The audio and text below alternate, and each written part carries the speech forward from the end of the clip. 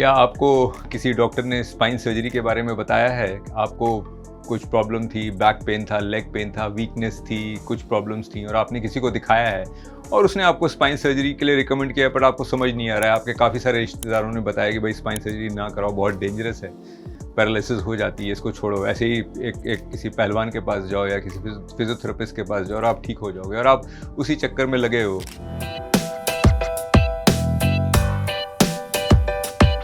सो आज मैं डॉक्टर विशाल लिंगम आपको 4-5 इम्पॉर्टेंट रेड फ्लैग्स के बारे में समझाता हूँ, जो कि ज़रूरी हैं कि अगर हमें इनमें से कोई प्रॉब्लम्स है तो हमें ज़्यादा लोगों से ज्ञान नहीं लेना चाहिए, क्योंकि साइंटिफिक जो एविडेंस बताता है हमें चुपचाप सर्जरी करा के अपने को इम्प्रूव करना चाहिए, नहीं तो हम काफ़ी ख़राब हो जाएंगे। सो कई बार ये समझ के रखिए कि ऑलमोस्ट बैक पेन या इवन लेग पेन, जिसको शियाटिका कहते हैं, तो ऑलमोस्ट 95, 97, 98% लोगों में ठीक हो जाता है बिना सर्जरी के। सो अगर 100 लोग होंगे तो उसमें से 98 लोग या इवन 99 लोग आउट ऑफ 100 ठीक हो जाएंगे। वो चाहे डॉक्टर के पास जाएँ, चाहे पहलवान के पास जाएँ, फिजियोथेरेपिस्ट के पास जाएँ, किसी के पास भी जाएँ, क्योंकि समय से चीज़ें ठीक होती हैं। बट कभी कभी 1%, 2%, 5% चीज़ें होती हैं जो नहीं ठीक होती हैं, उनसे हमें कुछ दिक्कत आनी शुरू हो रही होती है और तब हमें सर्जरी की ज़रूरत पड़ती है। तो सबसे इम्पॉर्टेंट, अगर हमें लग रहा है कि पैरों में वीकनेस आनी शुरू हो रही है, वीकनेस का मतलब कि मसल्स की पावर कम होती जा रही है, तो वो एक रेड फ्लैग है। मसल्स की पावर कम होने का मतलब है कि नॉर्मली हमारी एक स्ट्रेंथ है जिससे हम लोग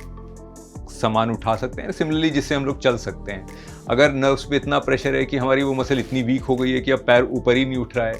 पैर खाली नीचे ही गिरा हुआ है, जिसको फुट ड्रॉप कहते हैं, तो एक ये रेड फ्लैग है। कायदे से सर्जरी करा के हमें फटाफट नर्व को फ्री करना चाहिए, जिससे कि आने वाले टाइम पे शायद पावर वापस आ जाए, नहीं तो फिर हम लोग फुट ड्रॉप से ज़िंदगी भर के लिए डिसेबल रहेंगे। चलने फिरने में फुट ड्रॉप में बहुत मुश्किल है, बार बार गिरेंगे, बार बार प्रॉब्लम्स आएंगी और एज भी बढ़ेगी तो ये प्रॉब्लम्स हमारी बढ़ेंगी।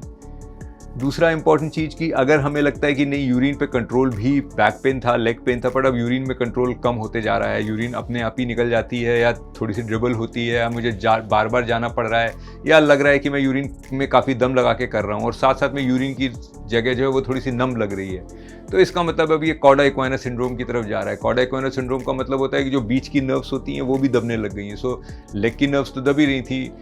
उसकी वजह से शायद पेन था लेग्स में, बैक में पेन था क्योंकि डिस्क प्रोट्रूडेड थी, लेकिन अब यूरिन की, इरेक्शन की, इनकी नर्व्स दबने लग गई और ये नर्व्स काफ़ी नोटोरियस हैं। इनमें एक बार प्रेशर आ जाए तो फिर कई बार इनके प्रेशर हटाने के बाद भी ये इम्प्रूव नहीं होती। तो ऐसे भी पेशेंट्स देखे हैं मैंने जो कि जिनको यूरिन इन्वॉल्व हो गई थी और उनको किसी ने समझाया था कि भाई आप ना सर्जरी कराइए, आप तो यहाँ पे या यहाँ पे या यहाँ पे ये काम कराएंगे तो आप ठीक हो जाएंगे, बट वो बेचारे ज़िंदगी भरी खाली अब कैथेटर से, फोलिस कैथेटर डाल के यूरिन निकाल रहे हैं। और फोलिस कैथेटर डालना कोई बहुत इजी चीज़ नहीं होती है। हर 15 दिन में आप फोलिस कैथेटर डाल रहे होगे और फीवर आना शुरू होगा और फिर धीरे धीरे से किडनीज खराब हो रही होंगी। सो अगर यूरिन में दिक्कत आ रही है बैक पेन और लेग पेन के साथ, तो एक रेड फ्लैग है। समहाउ इसको हम लोग ऑलमोस्ट एन इमरजेंसी सर्जरी कहते हैं कि भाई फिर हमें जल्दी से सर्जरी करानी चाहिए। तीसरा रेड फ्लैग है कि अगर किसको बैक पेन, लेग पेन काफ़ी लंबे टाइम से चल रहा है, लंबे टाइम्स का मतलब हमारे डेफिनेशन के हिसाब से 3 से 4 महीने से ज़्यादा चल रहा है, तो फिर अगर डिस्क अपने आप इंप्रूव भी हो गई तब भी ये पेन रहेगा। समथिंग लाइक एक पानी की ट्यूब में ईंट रखी थी तो ट्यूब दब गई थी, अब ईंट हटाई तो ट्यूब फूल जानी चाहिए, बट हमने इतने टाइम तक ईंट रख दी कि अब जब ईंट हटी तब भी ट्यूब दबी की दबी रह गई, माने ट्यूब ही खराब हो गई। तो सिमिलरली जब नर्व्स पे प्रेशर पड़ा था तो पेन जा रहा था, अब मान लीजिए अपने आप समय के साथ किसी जादू से या टाइम से ही सही कि नर्व से प्रेशर हट भी जाता है तो भी वो नर्व खराब हो जाएगी अगर एक पर्टिकुलर पॉइंट के बियॉन्ड दबती रहेगी। सो ये ग्रॉसली स्पीकिंग 3-4 महीना माना जाता है। सो अगर हमारे को इतना पेन है कि हमारे को डिसेबल हो रहे हो, मेरे को चलने फिरने में दिक्कत आ रही है और मेरे को अटेंशन चाहिए, कोई ट्रीटमेंट चाहिए, तो उसके लिए और वो चीज़ जो है मेरे को मेडिसिन खानी पड़ रही है उस पेन को इम्प्रूव करने के लिए, और ये पेन मेरा 1 महीने 2 महीने चलो ठीक है मैंने सह लिया है, लेकिन अब 3 महीने के बियॉन्ड आ रहा है तब भी मेरे को इतनी डिसेबिलिटी हो रही, तो सेंसिबल है कि तब हमें सर्जरी करा लेनी चाहिए जिससे कि हम इसको सेटल करें। चौथा रेड फ्लैग, जब हमें चलने में या काम करने में लड़खड़ाहट आनी शुरू हो जाए। लड़खड़ाहट का मतलब क्या है कि जब हम वॉक करते हैं तो एक हमारा बैलेंस है कि मेरे को वॉक करके जाना है तो एक बैलेंस है, ऐसा नहीं कि मैं गिर पड़ूंगा या मेरे को सपोर्ट लेने की ज़रूरत पड़ेगी, या मेरे को लिखना है या साइन करना है तो एक मेरा अगेन एक बैलेंस है।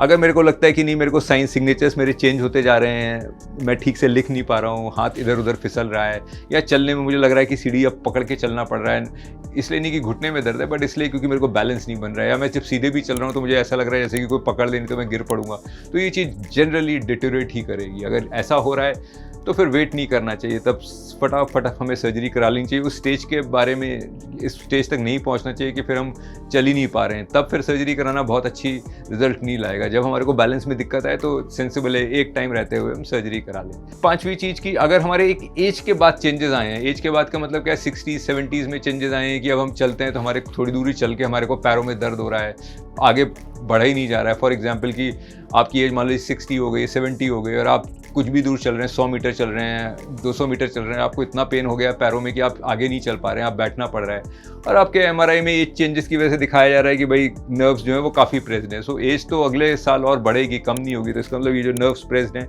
अगले साल किसी फिजियोथेरेपिस्ट से या किसी मालिश वाले से वो बेटर नहीं होंगी, वो और ख़राब ही होंगी। तो उसमें फिर टाइम वेस्टेज है समहाउ, वो 1 साल 2 साल, जबकि आप देखोगे कि यार मैं तो ठीक ही नहीं हो रहा, और उसके बाद फिर सर्जरी करा रहे होगे, तब तक क्योंकि हम चल नहीं पा रहे होंगे तो हमने अपनी बाकी हेल्थ भी ख़राब कर ली होगी, हार्ट भी ख़राब कर लिया होगा, लंग्स भी ख़राब कर लिए होंगे।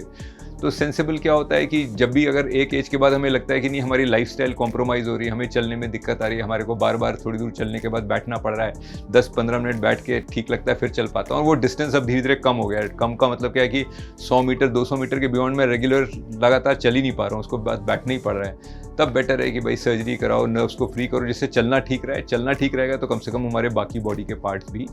ठीक रहेंगे। सो ओवरऑल ये 5 रेड फ्लैग्स हैं। अगर आपको इनमें से कोई भी सिम्टम्स आ रहे हैं तो गलत राय पे ना जाइए, क्योंकि आपको बहुत सारे लोग इंडिया में अपना अपना ओपिनियन देंगे जो कि भाई आप ये कराओ, वो कराओ, ये चीज़ ना करो, बट उनको सच में